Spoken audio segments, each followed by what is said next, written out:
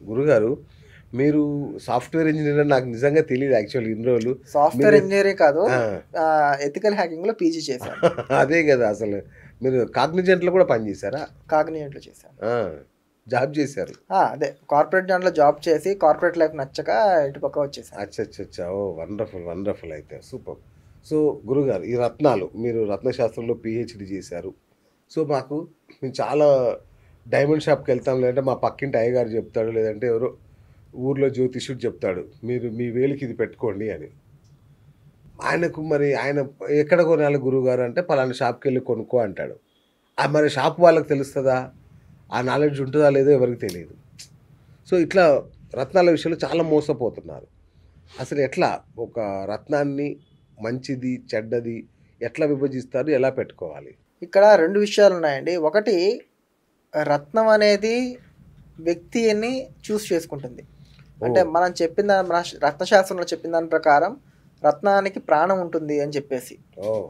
అంటే రత్నం అనేది ఒక జడ పదార్థం అని చెప్పేసి మనం అనుకుంటాం కానీ దానికి ఎప్పుడైతే ఆవాహనాది మనం చేస్తామో వాటిల్లో కూడా వాటికి ప్రాణశక్తి అనేది ఉంటుంది. ఓకే. రత్నానికి కూడా ఒక చిన్న ప్రాణశక్తి అనేది వాటిల్లో ఉంటుంది. అంటే వాటికి కూడా తెలుసు ఈ వ్యక్తి దగ్గరికి వెళ్ళాలి, ఈ వ్యక్తి దగ్గరికి వెళ్ళకూడదు అని చెప్పేసి. ఓకే. అందుకే నా లైఫ్‌లో నేను చూసిన వాళ్ళు చాలామంది చెప్పడం కూడా జరిగింది. మీకు తెలిసిన వాళ్ళలో కూడా చాలామందికి కూడా ఈ యాక్సిడెంట్స్ అయినప్పుడు, లేకపోతే ఏదైనా ప్రమాదవశాత్తు, లేకపోతే నదిలో స్నానం చేసినప్పుడు, అలాంటప్పుడు ఆ రత్నాలు వెళ్ళిపోతూ ఉంటాయి. ఆహా! చాలామందికి ఓకే. అవును. ఉంగరంలోనే పగిలిపోతాయి. ఆ! కొంతమందికి ఉంగరంలో జారిపోతాయి. ఉంగరం ఉంటుంది, రత్నం మాత్రం జారి వెళ్ళిపోతుంది. ఓకే. కొంతమందికి ఉంగరం కూడా వెళ్ళిపోతుంది. అంటే ఇలా ఎందుకు జరుగుతుంది అంటే ఆ రత్నం వాళ్ళకి సూట్ అవ్వట్లేదు అని అర్థం. అచ్చచ్చా! ఓకే. అంటే ఆ రత్నం వాళ్ళకి పడట్లేదు. ఇంతకుముందు లేకపోతే మా ఫ్రెండ్ గురించి డిస్కస్ చేసాం.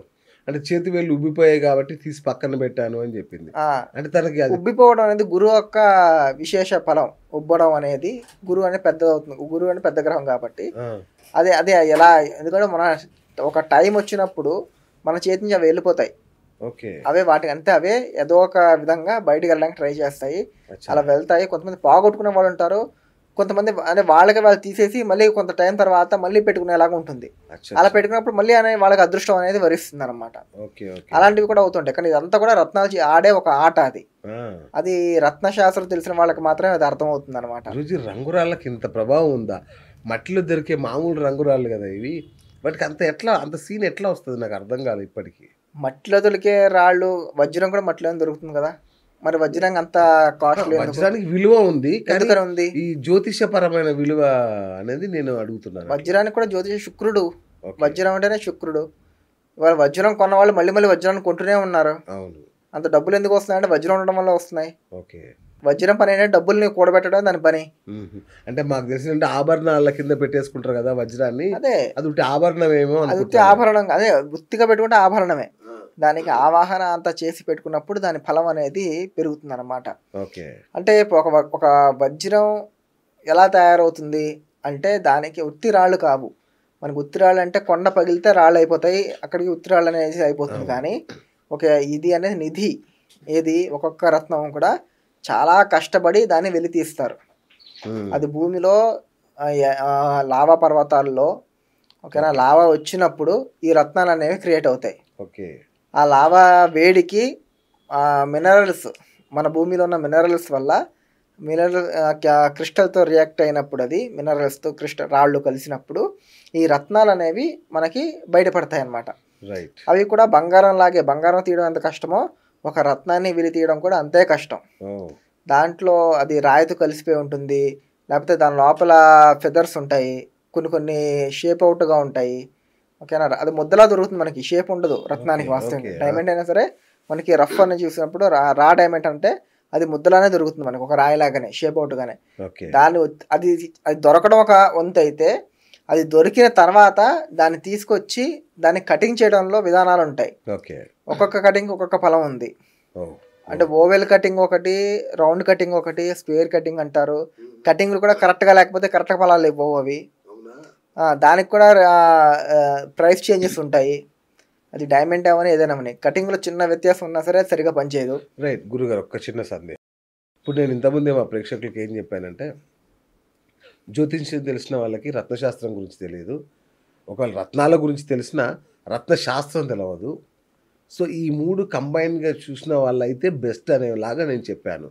ఈ మాటకు మీరెంత న్యాయం చేస్తారు? అదే సార్ అందుకే చెప్తున్నా. జ్యోతిష్ శాస్త్రం అంటే రత్నశాస్త్రంలో జ్యోతిష్యులు చెప్పింది నవరత్నాలకు సంబంధించి, నవగ్రహాలకు సంబంధించి వాళ్ళు మీ రాశికి ఈ రత్నం అని చెప్పి అవును. చెప్పేస్తారు. అవును. అంతవరకే. వాళ్ళేం చేస్తారంటే అంటే మీరు జ్యోతిష్యులు అని అనకండి. నేను మిమ్మల్ని కూడా ఇంక్లూడ్ చేశా. అంటే నన్ను కూడా అంటే నేనేమన్నానంటే ఈయనైతే అన్నీ ఉన్నాయి ఈయన దగ్గర జ్యోతిష్యం చెప్తాడు, రత్నాల గురించి చెప్తాడని చెప్తున్నాను. అదే మొత్తానికి మామూలు బయట సమాజంలో ఎలా అవుతుందంటే yes. ఒక జ్యోతిష్యుడు చెప్తాడు మీరు ఇలా వేసుకోండి అని చెప్పేసి అవును.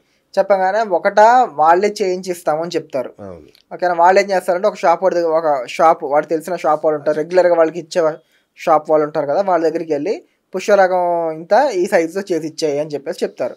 వాడు ఆ షాప్ వాడు ఉంగరం చేసి వీనికి ఇస్తాడు. ఈయన ఏది ఉందో చేసేసి వాళ్ళు భక్తులకి ఇవ్వడం అనేది జరుగుతుంది, అంటే మన జనాలకి ఇవ్వడం అనేది జరుగుతుంది. లేదా మీరు పలానా షాప్కి వెళ్ళి అక్కడ తీసుకోండి అని చెప్పి సజెషన్ చేస్తారు. వీళ్ళు ఆ షాప్కి వెళ్తారు, ఆ షాప్లో వాళ్ళు చేయించిస్తారు, వీళ్ళు దాన్ని పెట్టుకుంటారు.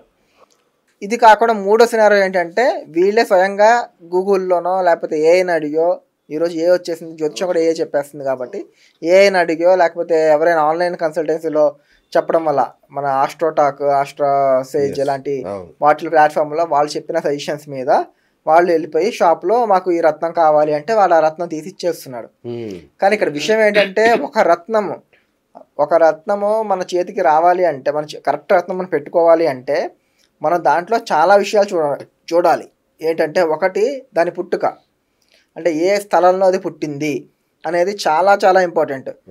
ఎందుకంటే అది పుట్టిన స్థలం కరెక్ట్గా లేకపోతే, మంచిది కాకపోతే. అంటే క్షమించండి నేను మధ్యలో అంతరాయం చెప్తాను. నేను మీ గురించి తెలుసుకోవాలనుకుంటున్నాను. అంటే ఇవి ఓకే, ఇవి నేను అడుగుతాను. అసలు నేను చెప్పిన దానికి మీరు ఏమేమి నేర్చుకున్నారు, ఎట్లా మీ అప్రోచ్ ఎలా ఉంటుంది అనేది. అంటే అదే నా అప్రోచ్ చెప్తున్నా. వాడి పుట్టుక తెలుసుకుని ఉండాలి, అది తెలిసిన వాడే. అంటే మీరు దీనికి సంబంధించి ఎలాంటి శాస్త్రాలు అభ్యసించారు అనేది అట్లా. అంటే రత్నశాస్త్రం సపరేట్ ఉంటుంది. రత్నశాస్త్రంలో పిహెచ్డి అయింది. రత్నావళి లాంటి శాస్త్రాలు ఉంటాయి వాటికి. వాటిలోనే మనం చదివింది. నేను అధ్యయనం అంతా వాటిలోనే అయ్యింది. జ్యోతిష్యంలో ఒక భాగం రత్నశాస్త్రం అనేది. జ్యోతిష్యంలో ఫల భాగం ఉంటుంది కదా, ఆ ఫల భాగంలో రత్నాలు కూడా ఒక ఫలం. సో మీరు జ్యోతిష్యంలో కూడా పూర్తి స్థాయిలో జ్యోతిష్యంలో పిహెచ్డి అయింది నాది. జ్యోతిష్యంలో పిహెచ్డి అయ్యి జ్యోతిష్యంలో స్పెషలైజేషన్ వచ్చి రత్నశాస్త్రం కృష్ణ మార్గం అవుతుంది మాది. ఈ స్పెషలైజేషన్ ఇప్పుడు ప్రతి ఒక్క పిహెచ్డికి ఇప్పుడు డాక్టర్ అని చెప్తే వాడు న్యూరో సర్జనా లేకపోతే ఆర్థో సర్జనా అలా ఉంటాయి కదా, అలాగే వీటిలో కూడా ఉంటాయి. ప్రశ్న మార్గంలోనా లేకపోతే ఫల విభాగంలోనా లేకపోతే రత్న విభాగంలోనా, అలాగా హస్తముద్రిక ఉంటుంది.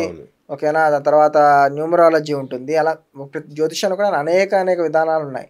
వాటిలో రత్నశాస్త్రంలో రత్న ఫలం ఇవ్వడంలో మనం చదవడం జరిగింది. నా అధ్యయనం అంతా జరిగింది అనమాట.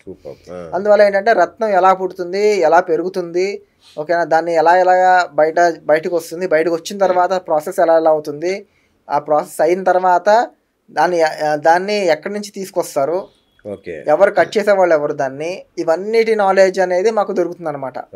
దాంతో పాటు నేను ఒక 4 years వీటి మీద తిరిగాను, రీసెర్చ్ చేశాను రత్నాల మీద. అంటే సూరత్, బాంబే, జైపూర్, బీజే అయిన తర్వాత కూడా నేను వీటి మీద రీసెర్చ్ చేసి నాది ఒక రిపోర్ట్ ఇచ్చాను అనమాట యూనివర్సిటీకి. నాదే పిహెచ్డి అంటే అదే కదా, కొత్తది ఏదైనా చెప్తేనే పిహెచ్డి వస్తుంది. నా అధ్యయనం మీద ఈ రత్నాల మీద ఒక కొత్త విషయాన్ని నేను చెప్పడం జరిగింది నా రీసెర్చ్ చేసి. అంటే ఈ రత్నాలు ఇప్పటిదాకా ఎవరు చెప్పని విషయాన్ని మనం చెప్పినప్పుడే దానికి పిహెచ్డి అంటారు. అలాంటి విషయాలు మనం 300 పేజీల రిపోర్ట్ నేను తయారు చేసి ఇవ్వడం జరిగింది యూనివర్సిటీకి. అందువల్ల నేను తిరిగాను, జైపూర్కి వెళ్ళాను, బాంబేకి వెళ్ళాను, సూరత్, దాని తర్వాత శ్రీలంక, వీటన్నిటిలో తిరిగి తర్వాత మనకి రత్నాల మీద ఒక ఐడియా వస్తుంది అనమాట. అక్కడక్కడ ఎలాంటి మైన్స్లో ఎలాంటి దొరుకుతున్నాయి అనే విషయాలు మనకి ఆ ఐడియాకి వస్తాయి. సో ఇందాక మీరు చెప్పినట్టు ఈ 3 ఉండాలి. ఒకటి జ్యోతిష్ శాస్త్రంలో వాడికి అనుభవం ఉండాలి, రత్నశాస్త్రంలో అనుభవం ఉండాలి, అలాగే బయట రత్నాలు ఎలాంటి మోసాలు జరుగుతున్నాయి వాటి మీద కూడా అనుభవం ఉండాలి. ఇవి 3 లేకుండా ఇప్పుడు జనాలకి బయట వాళ్ళకి జ్యోతిష్యం తెలుసు, వాళ్ళకి ఏ రత్నాలు ఇవ్వాలో తెలుసు, అక్కడ దాకా బాగానే ఉంది. కానీ బయట ఎలాంటి మోసాలు జరుగుతున్నాయి, వాళ్ళు ఇచ్చే రత్నం ఎలాంటిది అనే విషయాలు బయట వాళ్ళకి తెలియదు.